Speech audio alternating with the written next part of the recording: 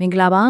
ါဒီနေ့မှာတော့ကျွန်တော်တို့ရဲ့ကိုယ်ပိုင်ဘဝဇလန်းဒီအဖိုးတဲ့နေသင်ခန်းစာတွေကိုနောက်မျိုးဆက်တွေအတွက်ဘယ်လိုထိန်းသိမ်းထားခဲ့မလဲဆိုတာကိုပြောပြပေးသွားမှာပါဒါကကိုယ့်ရဲ့ကိုယ်ပိုင်သမိုင်းကိုယူရှင်ပြီးမဲ့တကယ်အစွမ်းတက်တဲ့နီလန်းနဲ့မှတ်တမ်းတင်ခြင်းတို့တွေအတွက်တိတ်ကိုအတွန်းဝဲမဲ့နီလန်းလေးတစ်ခုပါပဲကဲဒီမိခိုးလေးကိုအရင်ဆုံးကိုပြန်မေးကြည့်ကြရအောင်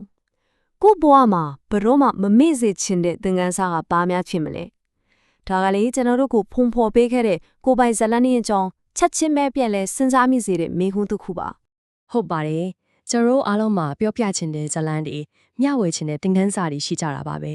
ဲဒါပေမဲ့အဓိကစိန်ခေါ်မှုကဘာလဲဆိုတော့အချိန်လေးကြာလာတာနဲ့အမျှဒီအဖိုးတာနဲ့အမှန်တရားတွေကိုဘယ်ကနေစပြီးမှတ်တမ်းတရားမှမသိကြကြောင်းတဖြည်းဖြည်းပျောက်ဆုံးသွားနိုင်တာပါပဲအဲ့တော့ဒီစင်ခေါ်မှုဖို့ဖြည့်ရှင်ဖို့အတွက်အမွေအနှစ်မြင်တိုင်းများလို့ခေါ်တဲ့တစ်ကိုရိုးရှင်ပြီးထိရောက်တဲ့မူပေါင်းတစ်ခုကိုမိတ်ဆက်ပေးခြင်းပါတယ်ဒါက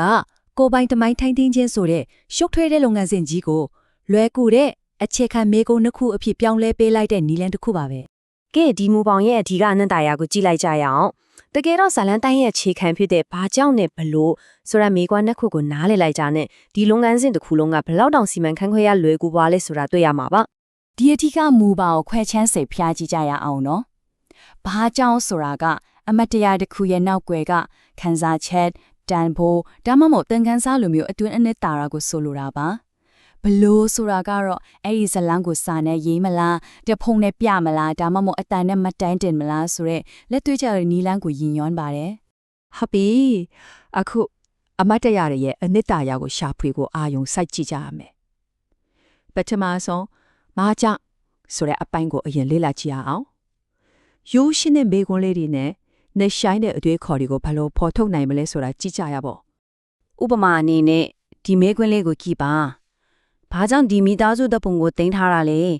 ဒါကဘလို့ဇက်လန်းကိုပြောပြနေတယ်လေရိုးရှင်းတဲ့တပုံကမိသားစုရဲ့အဖိုးတန်အမရတွေနဲ့ချိတ်ဆက်ထားတဲ့အ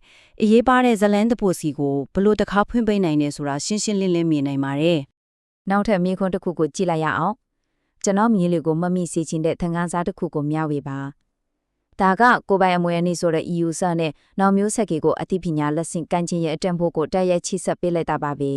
ဒီမှာပြထားတဲ့မြေဝါးတွေကဘလောက်ချေပြနေဆိုတာကြည့်လိုက်ပါအောင်အရေးကြီးတဲ့ဟင်းချက်နေတစ်ခုအကြောင်းကနေရေရွာအတွက်လှုပ်ဆောင်ခဲ့တာတွေအထိဘဝရဲ့ကင်တာတီတီကဇလန်းတွေကိုဘလို့ဖော်ထုတ်နိုင်တယ်ဆိုတာကိုပြသနေပါတယ်ကဲအတွဲမြင်ပိုင်းဖွတဲ့ဘာကြောင့်ကနေပြီးတော့လက်တွေ့အတုံးချရမယ်ဘလို့ဆိုတဲ့အပိုင်းကိုကူပြောင်းကြည့်ကြပါမယ်ဒီမှာတော့ကိုယ့်ရဲ့အမွေနဲ့ကိုလက်တွေ့ကြဘလို့မှတ်တမ်းတင်မလဲဆိုတဲ့အဆင့်တွေကိုလေ့လာသွားမှာပါဒီနီးလိုင်းရဲ့လက်တွေ့အတုံးချနိုင်မှုကိုပြသဖို့ဒီလေ့ကျင့်ရေးကလေးကိုမိတ်ဆက်ပေးပါစေဒီကတ်ကိုဘာသာစကားမျိုးစုံနဲ့ဒီဇိုင်းထောက်ထားတာကသူ့ရဲ့ခြေပြနဲ့အသုံးဝင်မှုကိုပြနေတာပါအရင်ဆုံးအဓိကမိုးပေါင်ကိုပို့ပြီးခိုင်မာသွားအောင်အင်္ဂလိပ်ဘာသာနဲ့ဖော်ပြထားတဲ့ပတ်ကိုကြည့်လိုက်ကြရအောင်ပြီးတော့ဒီမှာတော့တရုတ်ဘာသာနဲ့ရေးထားတဲ့တစ်ဖက်ပါဒါကဘာကိုပြသနည်းလဲဆိုတော့ကိုပိုင်ဇလန်းတွေကိုထင်းထင်းလို့စိတ်ဟာပယ်ရင်ကြီးမှုမှာမဆိုတူညီတဲ့စန္ဒတစ်ခုဖြစ်တယ်ဆိုတာကိုပေါ်လွင်စေပါတယ်ဆိုလိုတာကဒီမူပေါင်းကိုဘသူမဆိုအသုံးပြုနိုင်အောင်ဒီဇိုင်းထိုးထားတာပါဆိုတော့ဒီမူပေါင်းကစာရွက်ပေါ်ကသဘောတရားတစ်ခုတင်မမှုပါဘူးတကယ်လက်တွေ့အတုံးချနိုင်တယ်ဆိုတာကိုလည်းကြည့်ကြအောင်ဒါကိုတိုတောင်းပြီးအားပေးမှုအပြည့်ရှိတဲ့အလုံးယုံဆွေးနွေးပွဲတစ်ခုအဖြစ်အသုံးချနိုင်ပါရဲ့ဒီမှာတော့45မိနစ်ကြာအလုံးယုံဆွေးနွေးပွဲရဲ့ဖွဲ့စည်းပုံကိုအစင်းစင်းဖော်ပြထားတာပါတနိုင်မပြည့်တဲ့ချိန်အတွင်းမှာကိုပိုင်အမှတ်တရားရတဲ့တစ်ခုကိုရေးသားမှတ်တမ်းတင်ထားတဲ့အမွေအနှစ်တစ်ခုဖြစ်ဘလို့ပြောင်းလဲနိုင်တဲ့ဆိုတာကိုပြသနေတာပါ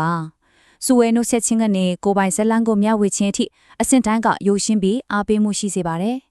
်ဒီလုပ်ငန်းစဉ်တစ်ခုလုံးရဲ့အနှစ်သာရကတော့ဒါပါပဲအဓိကကိုဘွားရဲ့အတွေ့အကြုံတစ်ခုလုံးကိုမှတ်တမ်းတင်ဖို့မဟုတ်ပဲတင်းငယ်ပေမဲ့အတိအဖက်ရှိတဲ့ဇလန်းတစ်ပုဒ်ကိုရိုးရိုးရှင်းရှင်းနဲ့ထိမိမိဖိုင်းယူနိုင်ခြင်းရဲ့ဆွမ်းမကကိုအလေးထားဖို့ပါပဲကဲဒီရှင်းလင်းတင်ပြမှုကိုအဆုံးသတ်ဖို့အရင်အမြင့်ထက်ကဒီအားကောင်းတဲ့မိကုံးလေးနဲ့နေကုန်းချုပ်ပါစေကျွန်တော်တို့ရဲ့ဘဝဆက်လိုင်းကကိုမီတန်းစုအတိုင်းဝိုင်းကိုကြော်လွန်ဒီဘာကြောင့်ရေးပါတာလဲဒါကကိုပိုင်အမွေအနှစ်ရတမိုးနဲ့ပတ်သက်ပြီးစဉ်းစားစရာအတွေ့အကြုံကိုခြံထားခဲ့မှာပါ